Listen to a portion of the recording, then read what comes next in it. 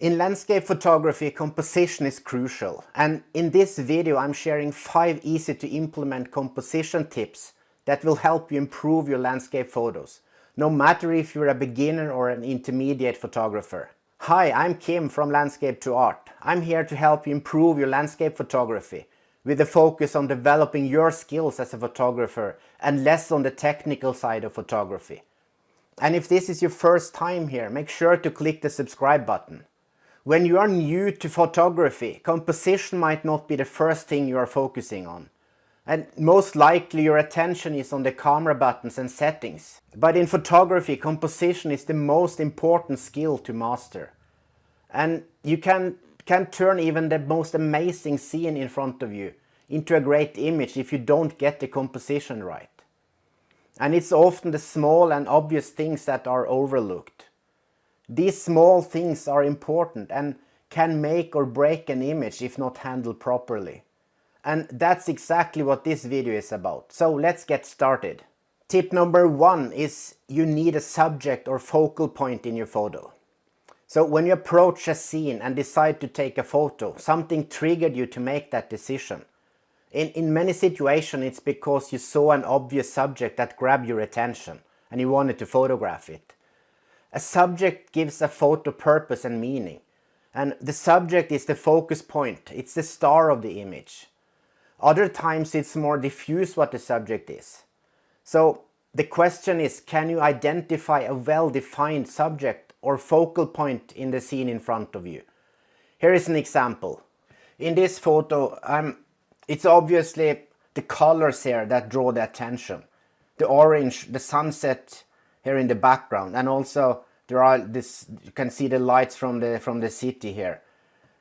There is also some trees there, silhouettes to the right, but otherwise there is nothing interesting in the foreground here. It's just a black, really nothing. And the other example here, I moved around a little bit and now I have included the rocks here as a foreground element, and you can see the pebbles on the beach as well, and this makes the image just a little bit stronger and it makes more sense than my first attempt. In some situations the focus point might be competing with the main subjects to get the attention of the main subject. So it's important to consider if it's obvious for potential viewers what your main subject is. And if you can tell what the main subject is, it's not likely that your viewers can tell either. But you shouldn't overcomplicate this thing with the subject. A subject can just be a beautiful light like in the previous image. Or it can simply be a sky with a colorful or interesting clouds. Light is very important in landscape photography and it's often the subject itself. Tip number 2 is move in closer. If you have too many focus points in a composition, you risk confusing the viewer. And one simple way to improve the composition is to move closer to the subject. As you start to learn photography, you tend to include way too much in the frame. And with a nice landscape in front of you, this makes sense. You really want to show it all in your photo. So instead of zooming in on the main subject, you zoom out at the widest possible focal length. And you don't realize how complicated and full of details your photo is before you see it on a larger screen, when you're back at your computer. And the beautiful scene you photographed is no longer interesting. It's not interesting as an image. And even worse, what was supposed to be the main subject in your photo is now a tiny spot somewhere in the image. And now your first idea, of course, is to crop into the main subject. And in some situations this might work, but it's not an approach you should base your photography on. So my key point here is you can't get too close to the subject. The principles of less is more works great in photography as in life in general. So how do you move close into the subject? You can of course use the zoom and longer focal length.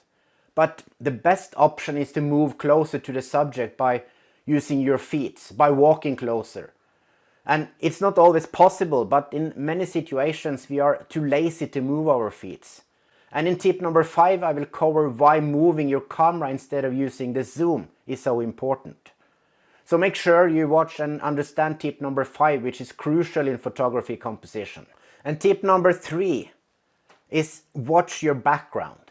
It's very important to pay attention to the background in your composition, because in some situation the background may not support your main subject or the message you want to convey. And if the background has similar colors or tones as the main subject, the subject may unintentionally blend in with the background. And also if the background has similar patterns and textures as the main subject, you risk the background to really compete with the subject. The background also might just be too busy, or it contains elements that draw the attention away from your main subject. And here is an example. The problem with this image here is this grass here, and there is a branch here that is reaching up and it merges with the horizon here, and this kind of mergers are not good. I don't like them, and they take away the attention, and only if I could just move a little the camera's just a slightly higher vantage point, and I will clear this merger. But at the time I took the photo I didn't realize it, so I didn't pay enough attention. And here is another example. It's the same here. The pine trees here are the main subject, and also the reflection in the water, and I tried to use this tree trunk here as a leading line, leading the eyes into the main subject. But as you can see here, part of the trunk is actually covering my main subject, and also it's merging with the line here, the reflection of the hill behind the trees. So it doesn't work. In landscape photography, it's important to pay attention to the position of the horizon, as you saw in these two examples. The horizon is a powerful straight line across the photo, and you should avoid to position any important elements in such a way that the horizon are cutting straight through this element. These mergers can have a very unintended effect of your photos. Tip number 4 is watch the edges of your composition. You want to keep the viewer's interest for as long as possible in an image, and a typical problem is when you have elements that are sticking in from the sides of the edges. Such edge mergers have the effect of drawing the viewer's eye out of the frame instead of keeping them there. So typically small tree branches are example of this. And let's look at a couple of examples here. These tree branches here on the right side here, they are not very obvious, but they are still there, and they're also here in the lower part of the image. These are what I'm talking about, like edge mergers, and I don't like these. I'm very aware of removing this, and so I saw that immediately when I did this composition that this didn't work. So I just repositioned the camera slightly, and then I took this image here, and it's still the same, more or less the same composition, but I moved away from the tree branches. And there is another image here I saw, which is also from the same place I showed you previously. There is something here that doesn't work. This rock here is very close to the edge of the frame, and it's also partly cut off, and that's something I'm also very aware of.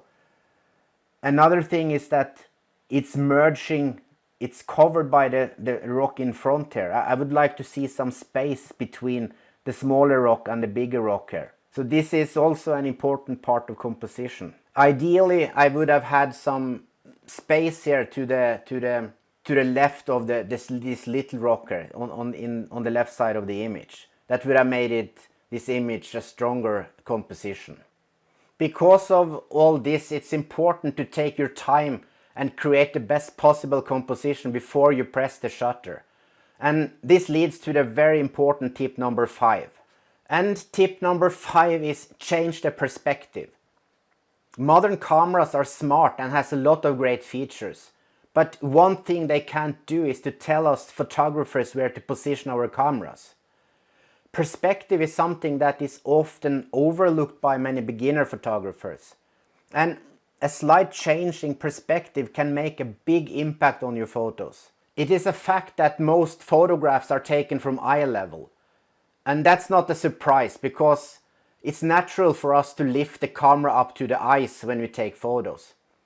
But you will be surprised by the result if you kneel down and take your next landscape photo from a lower vantage point. In landscape photography in particular, it's important to move the camera down near the ground.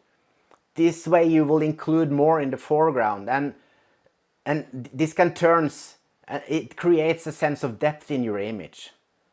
Also, repositioning your camera, you change the relative position between elements in the frame. So let's look again at some of the photos I showed you earlier.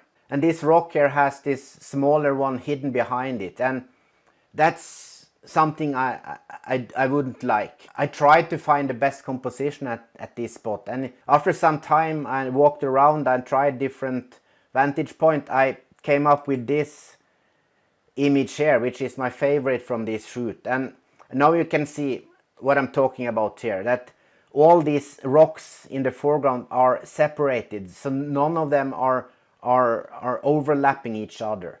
You can see here this little one now is clear from the big rock in the front, and we have two other ones here that also are clear. So to me this makes the composition much more pleasing. And here is the other image I also showed you earlier, where the tree trunk here was merging or actually hitting part of my main subject. So I saw that, I tried to find another composition, and I walked around a little bit, and now it looks much better.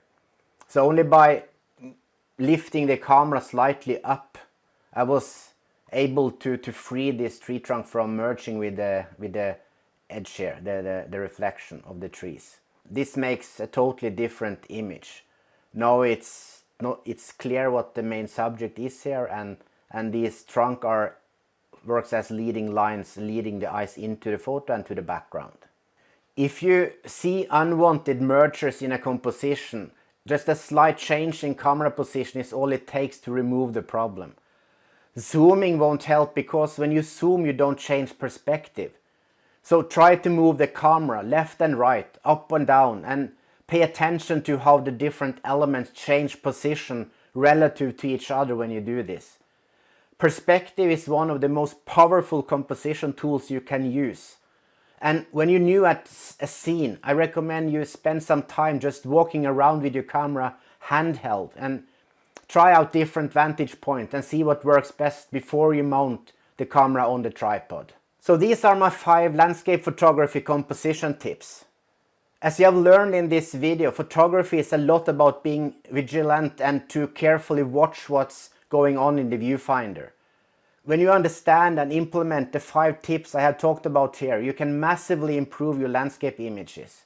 So if you liked the video, give it a thumbs up and don't forget to subscribe.